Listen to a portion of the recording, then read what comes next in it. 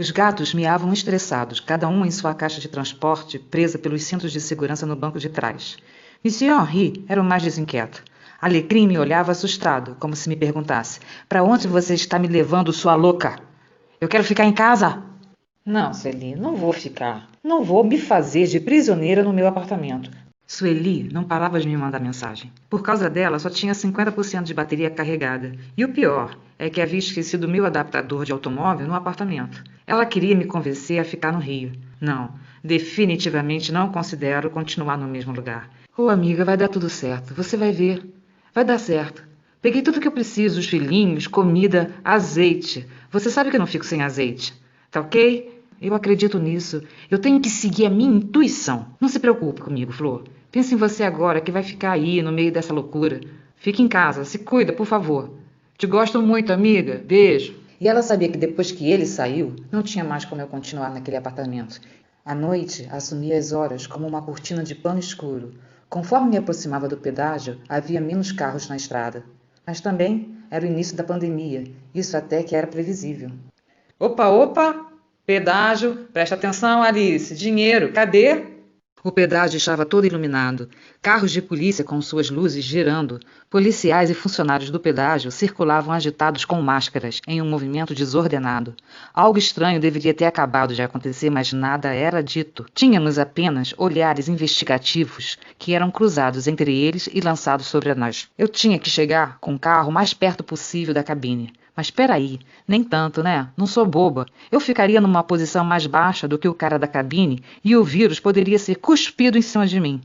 A gente tem que se ligar nessas possibilidades. Chegando perto, vi, ainda bem, que o cara da cabine estava de máscara. Na verdade, eu é que estava sem. Mas não era de uso obrigatório naqueles dias. Boa noite, senhora. Boa noite. Escuta, a taxa é sempre assim tão cara ou aumentou por causa da pandemia? Nada mudou nas tarifas, senhora. Vixe. Ok, obrigada. Seu troco, senhora. Obrigada. Boa noite. Enquanto pegava o troco, já pensava que tinha que passar álcool gel depois de guardar o dinheiro. Isso na hora me causou um certo tipo de ansiedade, uma aflição, e me atrapalhei completamente, ao ponto de não conseguir enfiar o dinheiro na carteira e tudo se esparramou pelo chão do carro, as moedinhas todas. E por lá deixei. Nem quis saber. Depois catava. Segundo um amigo meu, em tempos de pandemia, dinheiro vale menos que leite em pó e farinha de mandioca. Mas passei álcool gel nas mãos, na carteira, na bolsa, no volante, em tudo que estava ali por perto. Senti medo da catraca fechar em cima do carro. E o cobrador já me olhava com uma certa impaciência. Bom, para mim, espero que este mês em Teresópolis seja o suficiente para tudo isso passar. Assim aproveito melhor o tempo. É uma cidade tão bonita e tranquila, considerada uma das mais seguras do país. Enquanto dirigia, meu pensamento viajava em outra estrada, mas na real, um chuvisco molhava a pista. À minha frente, tudo já era cinza escuro, mas eu não estava ligada nisso, só nos meus sonhos. E a casa, pelas fotos, é linda, um refúgio, exatamente o que eu preciso nesse momento de pandemônio. Estar em meio à natureza, acordar ouvindo o canto dos pássaros, fazer caminhadas pelas trilhas da Mata Atlântica, cachoeiras, comer orgânicos. Dessa vez vou conseguir praticar yoga, fortalecer as posturas básicas, meditar e pensar em mim, pensar no que realmente eu quero para minha vida. Mas o que é isso? Meu Deus! Não estou enxergando nada. Que nevoeiro é esse? De onde vem isso? Monsieur Henri miava como se estivesse me respondendo. Aliás, ele faz isso comigo até hoje. Nunca vi um gato tão conversador como ele. E a chuva? Engrossou. Olha essa chuva. Meu Deus do céu, é o fim do mundo mesmo. Eu devia ter esperado para vir amanhã de manhã. Bem que a Sueli me avisou. Eu falei várias vezes para ela esperar para viajar no dia seguinte, mas Alice é muito afobada. Até entendo o fato dela não querer ficar mais naquele apartamento, depois de tudo. Mas podia ter esperado um pouco. Viajar de manhã é sempre melhor, mais seguro, principalmente quando se vai para um lugar desconhecido. E a previsão do tempo não estava boa. Aquela região tem a serra. Chovia tanto que o para-brisa, na velocidade máxima, não dava conta. E como a estrada estava vazia, só tinha eu, era um breu assustador pelo retrovisor. Eu dirigia a 20 km por hora, catando os centímetros de sinalização da pista. Até onde me lembro, e pelo tempo, a entrada da cidade já devia ter aparecido. Mas nem sinal. Não passou por mim mesmo. Ou melhor, eu não passei por ela. Tudo que vi iluminado até agora foi a estátua de uma mulher, assim meio gordinha. Não entendi o que uma estátua de uma senhora de meia idade com roupas do século passado estava fazendo no meio da serra. Deve ter sido uma mulher muito importante. A neblina foi espaçando até que voltei a ver o brilho do asfalto molhado novamente. E agora, o que é isso? Os gatos miavam em resposta. Muitas luzes, carros de polícia faziam circo. Um policial usando máscara preta sinalizava para eu parar. Eu obedeci. Abri meio vidro. Ele se aproximou. Boa noite, senhora. Boa noite, policial. Documentos, por favor. Entreguei os documentos ao policial. Percebi o quanto era jovem e os outros também. Ele tinha uma postura diferente dos policiais cariocas. Estavam mais alinhados, com aquelas jaquetas. Na verdade, nunca tinha sido parada antes. E essa era a primeira vez que a polícia pedia meus documentos, sem ser nos dias de renovação de carteira do Detran. Senhora, preciso lhe perguntar. Qual é o seu destino? Ah, senhor, acho que nem Deus sabe. Como assim? A senhora não sabe para onde está indo? Ah, isso eu sei. O homem me olhava com uma cara confusa, de testa enrugada, como se eu fosse um ser de outro planeta. Ele iluminava com a lanterna todos os cantos do carro, enquanto eu catava o contrato que tinha o endereço da casa para onde eu ia, numa caixa no chão do banco do carona. Monsieur Henri miou irritado para ele. Alecrim enfiou a cara entre as patinhas. Ele não gosta de luz direta em seus olhinhos azuis. Moço, é aqui que eu vou ficar. O senhor sabe como faz para chegar lá? Eu logo percebi que aquela mulher não estava em seu estado normal. Mas quem está em estado normal nessa pandemia? As minhas ordens eram para não deixar ninguém suspeito entrar na cidade, mas os gatos estavam dentro da caixa de transporte, que estavam presas pelo cinto de segurança. Que suspeito faria isso? A senhora já passou pela entrada principal da cidade, senhora. A senhora pode voltar, ou a senhora pode seguir por aqui e virar à direita, que tem outra entrada logo abaixo do viaduto. Não tem erro, e nessa parte não tem serração. Vai ser mais fácil para a senhora, senhora. A senhora conhece Teresópolis? Vim umas 3 vezes na Feirinha do Alto. Gostei muito. Bem-vinda a Teresópolis, senhora. Mas preciso lhe informar que a senhora está um pouco longe da Feirinha do Alto agora. A senhora está no outro lado da cidade, senhora. Quando ele falou bem-vinda, me deu uma emoção. Me senti em casa. Obrigada, policial. Compreendi. Mas esse lugar aqui, quebra-frascos, é fácil de achar? Bom, senhora, assim, mais ou menos. Não é um bairro fácil de achar, não. Seria melhor a senhora usar algum aplicativo de celular. É que meu celular descarregou e eu não trouxe meu carregador de automóvel. Se a senhora esperar um pouco, posso dar uma carguinha aqui na minha viatura para a senhora. Aquele homem, apesar de me olhar com certa desconfiança e de me fazer sentir uma idosa, foi muito gentil comigo. Esperei o quanto pude, mas meu nível de ansiedade era monstruoso. E lá fui eu com 30% de energia. Comecei minha subida a este lugar chamado Quebra-Frascos. Pesquisei na internet e descobri que lá havia um hospital para tratamento de tuberculose e que os doentes, quando curados, tinham o hábito de quebrar o frasco de vidro do remédio que os havia curado, e por causa disso o lugar ganhou esse nome, Quebra-Frascos. Que interessante isso! É um lugar com um passado de cura, embora o tal hospital não mais existisse. Descobri também que foi lá que nosso glorioso poeta Manuel Bandeira, que era vítima da tuberculose em sua juventude, fez um tratamento e se recuperou de sua doença. Não sei dizer se ele quebrou frasco também, mas posso afirmar que ele escreveu lá um dos meus poemas favoritos, Paisagem Noturna, e publicou em seu livro também um dos meus favoritos chamado A Cinza das Horas. Enquanto subia as estreitas ruas, pensava em Manuel Bandeira, pensava em 1912, pensava nessa energia que sempre me encantou. No e-mail, o proprietário da casa me disse que um tal de Naylor estaria no local para me entregar a chave. Ele seria o jardineiro e também um tipo de zelador do local. Naylor? Que tipo de nome é esse? Eu seguia a orientação do aplicativo, mas terminava sempre em uma rua sem saída. Eu virava o carro e o aplicativo redefinia uma nova direção. Eu seguia e dava em outra rua sem saída. Eu estava ali, debaixo de chuva, num breu absoluto, andando de um lado para o outro, ruminando um tipo de irritação interna. O lugar parecia um labirinto de ruas sem saída. E nada da casa. Nada de ninguém aparecer para eu pegar uma informação sequer. Na real, acho que, naquele momento, não conseguiria sair dali. Me subiu um pânico, uma claustrofobia.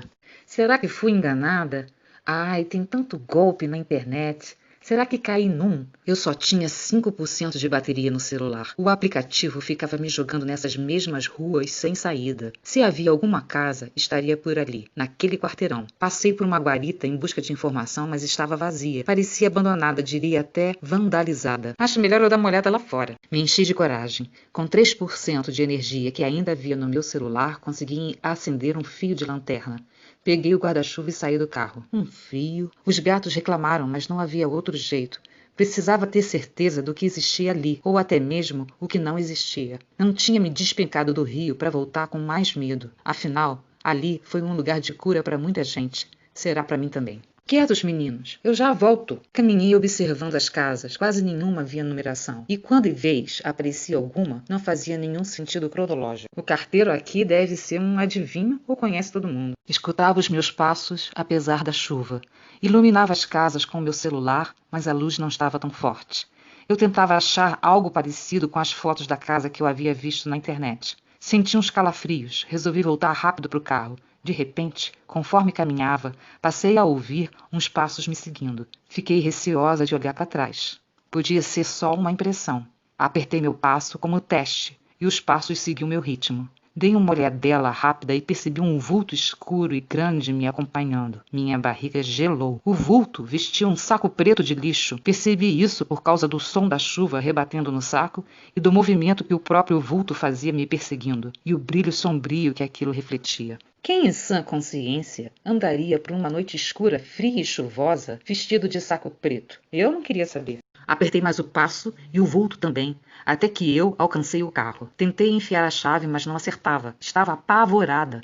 Percebi o vulto se aproximando. Num reflexo, joguei o guarda-chuva na direção dele. A besta recuou um pouco, um tempo suficiente para eu conseguir entrar no carro e trancar as portas. Respirei fundo. Liguei o motor, acendi os faróis e lá estava a besta à minha frente, com meu guarda-chuva em punhos como se fosse um espadachim que tivesse me desarmado. Havia um sorriso paradoxal que, acompanhado de um olhar vidrado em seu rosto e cabelos molhados da chuva, fazia-me lembrar uma daquelas figuras saídas das ilustrações dos livros do Lovecraft e do Edgar Allan Poe. Liguei o motor do carro, acelerei ameaçadoramente 2 vezes. Ele não saiu da minha frente e continuou me peitando com o olhar, como se fosse um duelo. Quis nem saber, parti com tudo para cima dele. Não sei o que me deu, mas ele habilmente se desviou enquanto gritava. Sou eu, o Neilo. Ô dona, sou eu, o Neilo. Neilo do seu Rodolfo. O Neilo!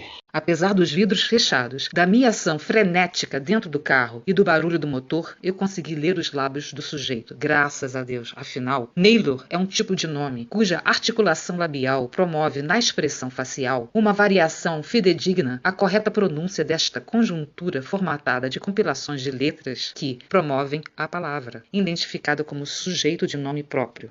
Assim, parei o carro antes da próxima manobra, na qual objetivava um ataque certeiro ao meu vulto perseguidor.